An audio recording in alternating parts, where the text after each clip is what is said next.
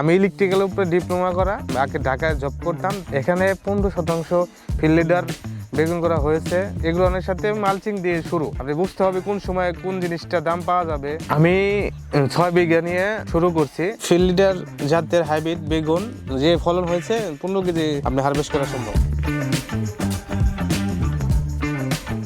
মাশাআল্লাহ, আল্লাহ ফলন দিছে। সঠিক জাত এবং উপরআল্লাহর দয়া থাকে তাহলে আপনি এইভাবে এরকম প্রজেক্ট করা সম্ভব। এটা আপনি দেখেন, নিজেরাই দেখতেছেন। এখনো তো যদি আমি তুলতে পারি তাহলে তো 5 কেজি হবে, সর্বোচ্চ আপনার 15 কেজি সম্ভব। এটা সম্ভব। বেগুন অন্য ভ্যারাইটিসে যেরকম যে আমাদের বাংলাদেশের নতুন একটা হয়েছে, গাছ ইয়েলো হয়ে যায়, অন্য জাতের থেকে অনেক মানে ভাইরাস সহনশীল জাতটা, এটা ফিল্ডের জাত।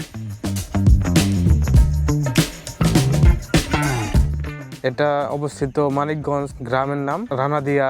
এখানে 15% ফিল্ড লিডার বেগুন করা হয়েছে এবং ভাইরাস মুক্ত আছে।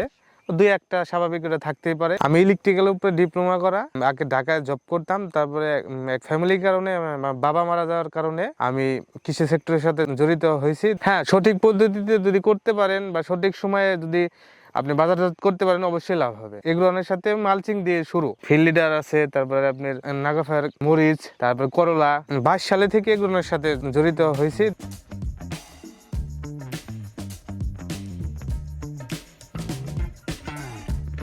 আমি ভিডিওতে বা আপনার যেভাবে দেখছি বা শুনছি, মাশাআল্লাহ তার থেকে ভালোই ফলন পেয়েছি। বেগুন চাষ করতে গেলে আপনি সর্বপ্রথম মাটি নির্বাচন করতে হবে, জাত নির্বাচন করতে হবে, সঠিক পদ্ধতিতে আপনাদের চাষাবাদ করতে হবে। যেমন আমি মালচিং দিয়ে করছি, ঠিক আছে। মালচিং তো অবশ্যই লাগতে হবে এরকম ফলন আনতে, এবং কি সঠিক সার ম্যানেজমেন্ট এগুলি থাকবে। পোকা এবং কি গাছ সুস্থ রাখার জন্য স্পোরোসিডলটা অবশ্যই আপনার ব্যবহার করতে হবে।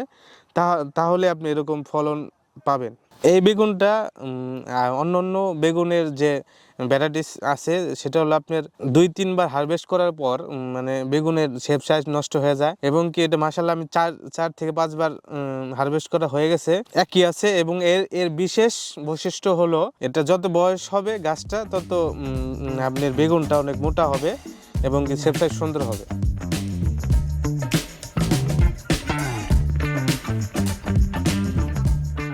আমি 6 বিঘা নিয়ে শুরু করছি, এবং কি 6 বিঘায় এখনো আছে। 6 বিঘায় আমাদের 6 বিঘাই সবজি। মূলত আসলে সামাল ভাইয়ের ভিডিওগুলি দেখে আমি কৃষিতে সবজির উপরে ধাবিত হয়েছি, ঠিক আছে। এগ্রোয়ানের থেকে আমি ফোনে সাহায্য নিছি, এবং কি আমাদের মানিকগঞ্জের যে এখন যে পার্টনারশিপ, ওমর ভাইয়ের সাথে অনেকদিন ধরেই আমার বাল্যকালের বন্ধু, ওই আমার অনেক হেল্প করছে। আপনি কৃষিকাজ করে এখন যদি আমি স্মার্ট ভাবে করতে পারি, মাশাআল্লাহ এখান থেকে অনেক একটা ব্যবসা বললেই চলে। এটা আসলে আমরা যদি কৃষিকাজ বলে গণ্য করি তাহলে হবে না, এটা আপনি ব্যবসা হিসাবে গণ্য করতে হবে, তাহলে আপনি করতে পারবেন। আর ইনশাআল্লাহ আমি যতটুকু জমি নিয়ে করি, আগামীতে ভালো কিছুই করতে পারবো, এটা আমি আশা রাখি।